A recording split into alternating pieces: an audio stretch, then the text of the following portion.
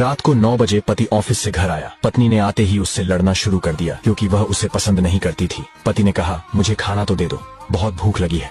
पत्नी बोली, खुद जाकर खा लो, मुझे नींद आ रही है। पति चुपचाप सुनता रहा और पत्नी पूरी रात उससे लड़ती रही। जब सुबह हुई तो पति ने कहा, मुझे नाश्ता तो दे दो। पत्नी ने गुस्से में कहा, मैं तुझसे तंग आ गई हूँ, भगवान करे तू मर जाए। पति कुछ नहीं बोला और चुपचाप ऑफिस चला गया। पत्नी अपने बच्चों को स्कूल से लेकर वापस आ ही रही थी तो उसने देखा घर के सामने भीड़ लगी हुई थी।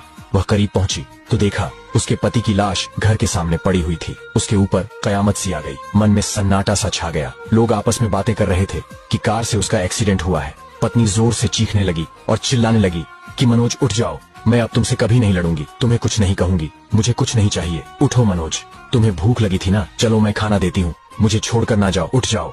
लेकिन मनोज कैसे उठता, उसे तो उसकी बद्दुआ ने मार दिया था। मनोज के जाने के बाद पत्नी को दुनिया के रंग नजर आने लगे, रिश्ते बदलते दिखने लगे, उसके अपने उससे मुंह मोड़ने लगे, दुनिया के लोग उसे गंदी नजरों से देखने लगे।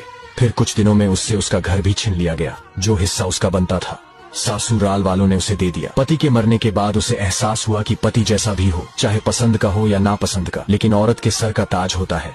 अगर सहमत है तो यस लिखे।